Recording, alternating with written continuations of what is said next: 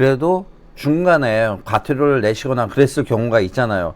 깜빡하고 착한 마일리지 신청을 안 하신 분들이 있을 거예요. 한 번쯤 들어가서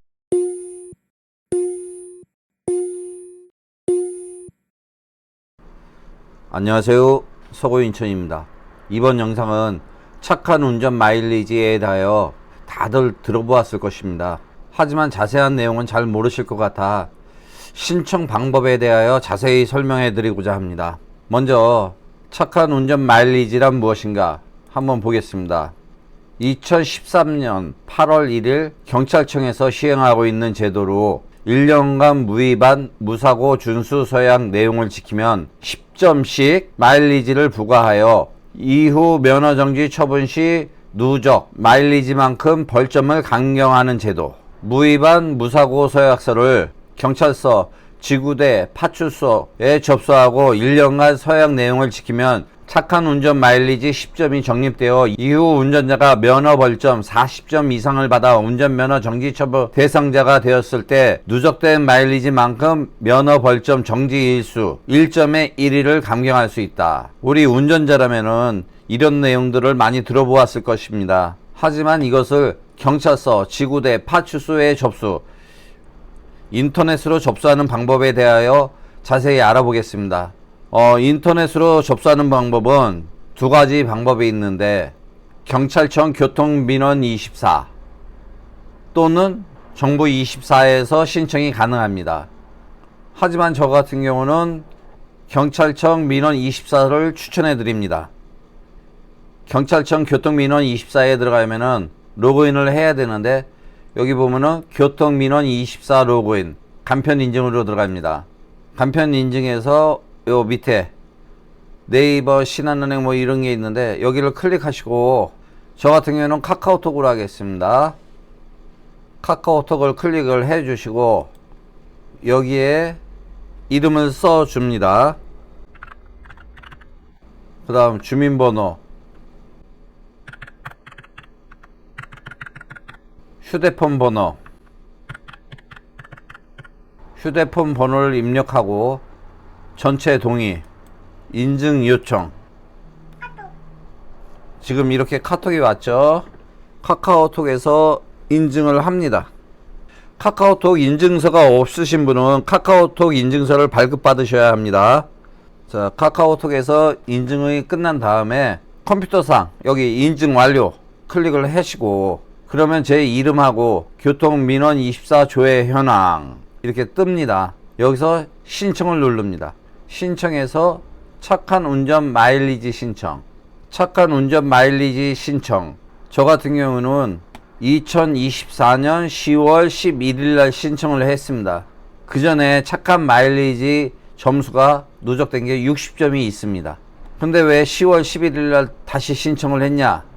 신청을 한 이유는 서약자 준수상, 무위반 서약 기간 중의 행위로 인하여 도로교통법 제93조에 따른 운전면허 취소, 정지 처분이나 156조에 따른 처벌 또는 제160조 2항 및 제3항에 따른 과태료 처분을 받지 않을 것. 저 같은 경우는 서약 기간 중 법규 위반을 했어요. 어떤 법규를 위반했냐? 조회 누르시고 저 같은 경우는 이제 돈을 냈으니까 기납 과태료, 차량 번호, 위반 일시 2024년 10월 2일 밤 11시 12분 54초 위반 내역, 속도 위반 속도는 30km 어린이 보호구역인데 제가 42km로 주행을 했습니다. 초과 속도 12km, 납부 금액 32,000원. 언제 냈냐? 10월 8일 날 납부를 했습니다. 그래서 10월 8일 날 납부를 해가지고 10월 11일 날 다시 신청을 한 것입니다.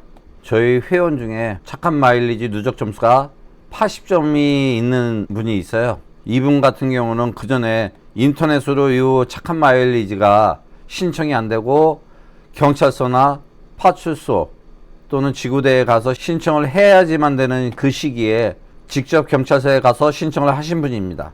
누적 점수가 80점.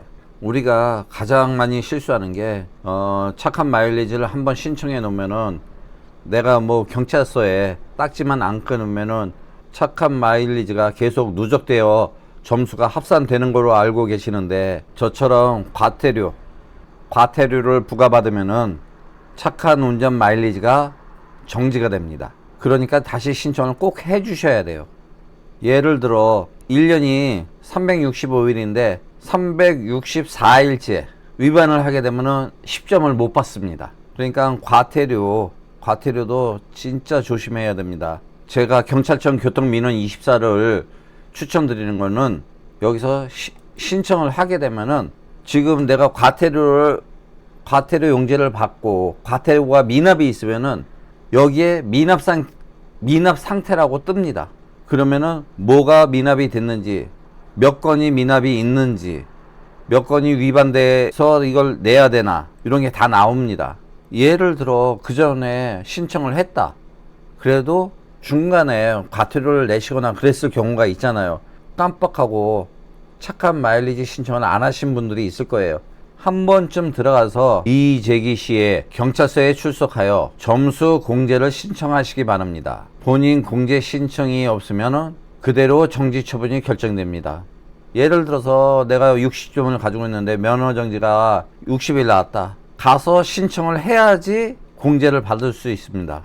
그러니까 이게 2013년도 8월 달부터 시행이 됐는데, 이때는 과태료가 있어도 경찰서에 딱지를 끊거나 경찰서에 사고가 접수만 안 되면은 과태료가 있어도 마일리지 점수는 계속 누적이 됐었어요.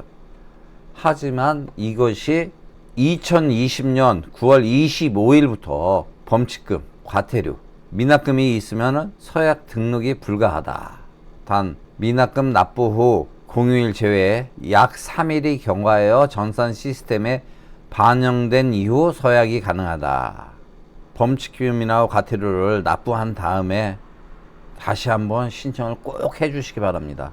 그러니 여러분들도 착한 운전 마일리지 그 전에 신청하였어도 꼭 한번 다시 한번 확인하시고, 핸드폰 상으로도 확인이 가능합니다. 핸드폰에 교통민원 24라는 앱을 설치하여 로그인 하면은 거기서도 신청이 가능하고 확인이 가능합니다. 핸드폰 영상은 다음에 한번 다시 설명드리겠습니다. 부디 안전운전 하시고, 요즘 카메라가 너무 많이 설치되어 있는데 카메라 진짜 조심하시고 교통법규 준수하여 진짜 우리 운전이 직업인 사람 마일리지 꼭 신청하여 점수를 많이 확보하시기 바랍니다. 이상으로 착한 운전 마일리지에 대하여 알아보았습니다. 시청자 여러분들의 구독과 좋아요는 제작하는 데 큰 힘이 됩니다. 이상으로 마치겠습니다. 감사합니다.